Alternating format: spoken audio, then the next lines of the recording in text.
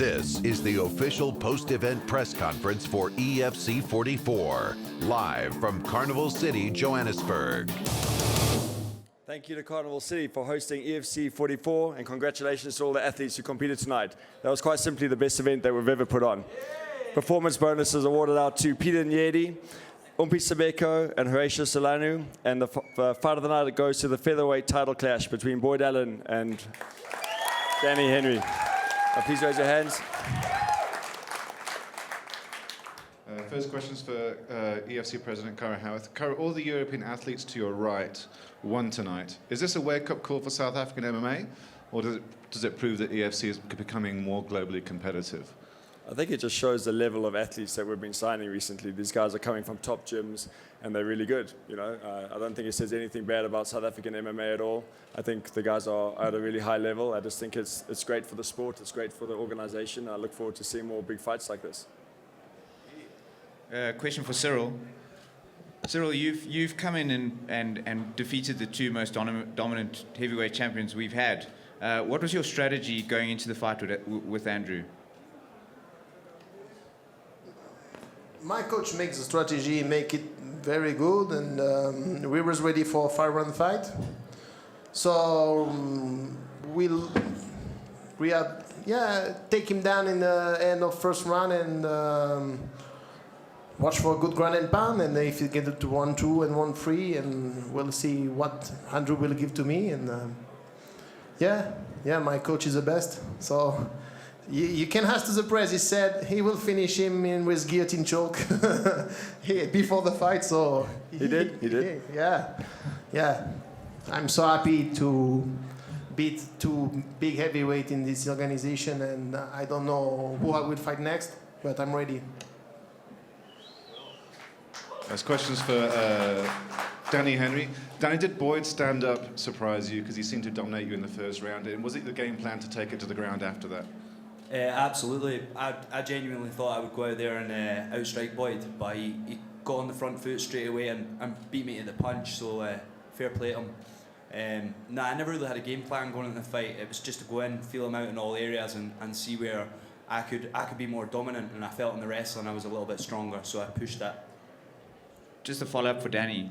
Can you talk us what was going through your head after being picked apart that badly after the first round? I mean, it must have been quite an interesting conversation. I don't know. I just sort of dig deep and get on with it, I suppose. You can't really question yourself. You just got to keep pushing through. Congratulations to all the athletes. Congratulations, Graham and Cara. Leon, looking at your fight, the first round, Themba put on a massive effort. What was said after that first round, and where was your head at in terms of what had happened? Because there was one mistake that cost Themba the fight in the end.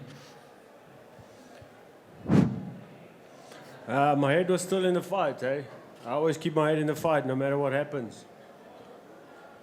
And what was said to you at the break? Because Themba had really come out and given you a good run, probably one of the hardest rounds you've had defending the belt.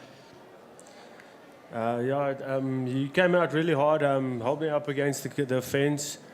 He couldn't take me down, though. I was glad I could defend the takedown, But he was really going at it, and I could feel his pressure. But I just decided to stay relaxed and just have fun and just fight my fight. Next questions for Themba Gorimbo. Themba, surely this is just the beginning for you. You're an inspiration to many people, and do you truly believe you've got a bright future in fighting?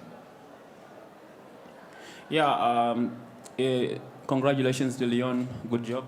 The thing is, it's fine, it's one of those setbacks. I've had so many in my life, and it's not the end of the world. I'll come back, and I will keep on going with my journey. This is one of the setbacks that you want in life, I'll come back. I got a question for Umpi. Umpi, it was a close affair, and I guess there was a lot of contention over the judge's decision. Where do you think you shaded that fight? I don't make any decision, bro. You know what? If I won, I won. And no matter people boo me or what, I came up and entertain, and that's what I do best. Cool, thanks. A follow-up question for Peter. Did you think you won that fight, and what are your thoughts on that? 100% I thought I won that fight. I mean, I gave him the first round, but second and third, I definitely think I did win it. Unfortunately, I'm not a judge, and you know, sometimes it goes like that in MMA. But yeah, if you ask me, did I win that fight? I thought I'd done enough. I just want to follow up with EFC President Kyra Howarth. What did you think of the decision? A lot of people thought it was strange. How do you explain it to people who are new to the sport? It was an exceptionally close fight, no question. You know, they definitely each won a round. It was debatable who won the other one. Either way, from our point of view, that we're seeing them as both winners. They're both going to get paid their win purses, their win bonuses, plus they're getting performance bonuses on top of that. It was a great fight. It was a close contention for fight of the night, so both of them can be proud of what they put on. Caro, the women's division's growing. We've got about 8 or 9 ladies in that division now. What's the thought process leading forward now with such a hotly contested division where there's no real outright lady standing forefront? Yeah, I mean, we're waiting to see which ladies start going on a win streak. That's pretty much it. So far, it's just been chopping and changing as it goes along. But like you said, we've been adding some great talent to that division. There's a big female fight coming in Cape Town as well, which is exciting. So the division's going to keep growing and getting better. And I think the fans love watching the fights. So going to keep putting those fights on. Question for Boyd. Boyd, were you surprised by Danny's comeback after the first round? Yeah, Danny did really well. He's a good athlete. He made me really tired, obviously, and I felt like I gassed a little bit. But his game plan was good. He out-wrestled me. Next question is for Nicole Desenyi. Nicole, welcome to South African MMA. You had a great ground game and really good striking. What was your strategy going into the fight with Daniela? I come from Brazilian Jiu-Jitsu, but I know that my opponent was stronger than me in that game, so I kept working on my striking, in my wrestling and my anti-wrestling. So all I wanted to do was like control her on the ground and keep working with my striking. And just to follow up with Daniela, where do you think it went wrong this evening? You obviously came out, you put in a good show. Yeah, I think a big problem for me is my strength and my size. I think that, you know, that lets me down a little bit. But I think Nicole played a very clever, her strategy was actually really clever coming into this match, and she implemented her game plan much better than I did, and I think that's how she came out with the win. Got a question for Timber. Timber, after you really tagged Leon with that overhand right and then seemed to rush for the takedown, do you think that was the right thing to do, or do you think you should have kept it standing for a little bit longer? After tagging with that right hand, I got too excited. I understand I learned from it.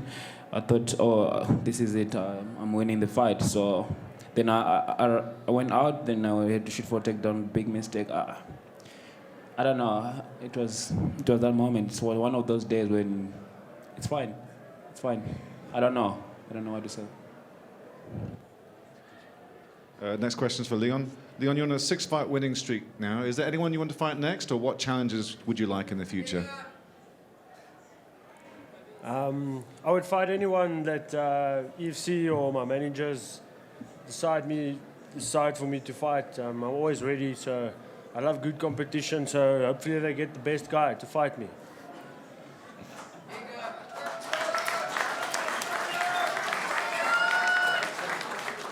I've got another question for Boyd. Boyd, there were some comments that you were still kind of defending yourself when the ref stopped the fight. Do you think it was stopped a little bit earlier, or were you happy with that?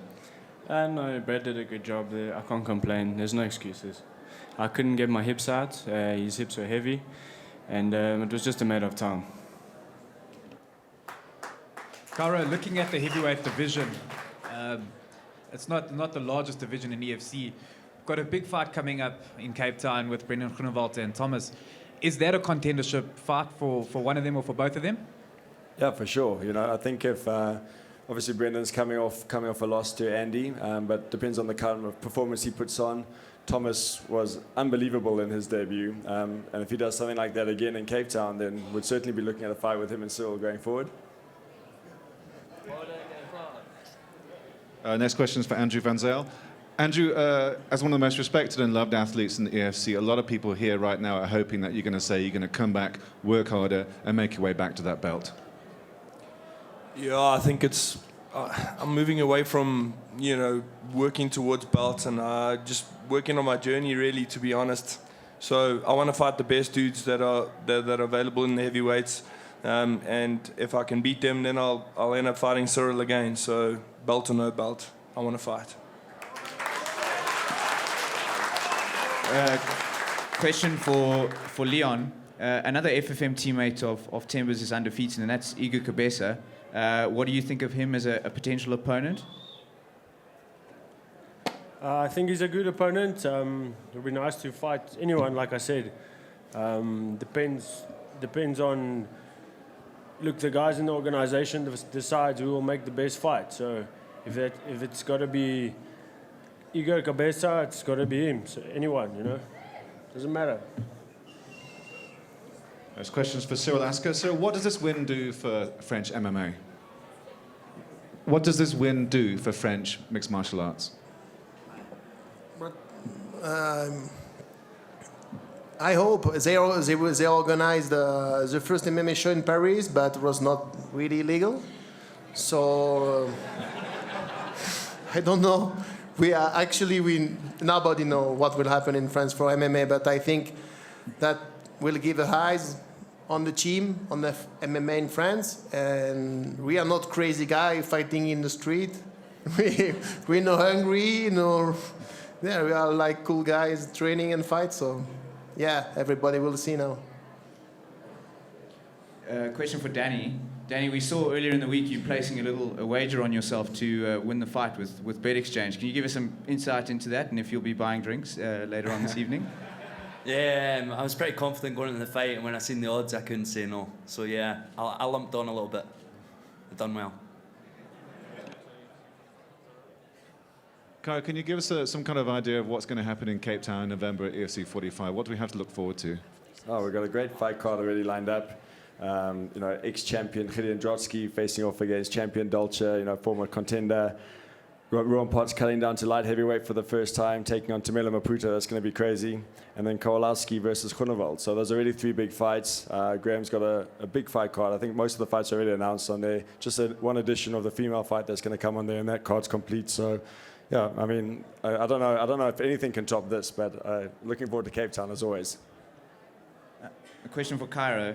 Cairo, there's been kind of unconfirmed reports about coming back in December to Carnival City. Can you confirm those reports and what you've got lined up from a fight card perspective as well? Yeah, yes, we can. The last show of the year is going to be right back here at Carnival City on the 12th of December.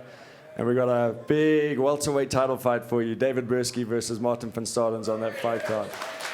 Plus a pretty exciting other welterweight welterweight fight. We got Henry Fadipe versus Dricus du Plessis. So it's going to be crazy stuff. Thank you all for joining us. We'll see you on 7th of November at Grand West in Cape Town. Good night. On the 7th of November, giants will collide.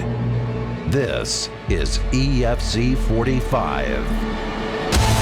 The former light heavyweight champion, Gideon Drotsky, is on the warpath as he prepares to clash with the former title contender and DRC powerhouse, champion Dolce.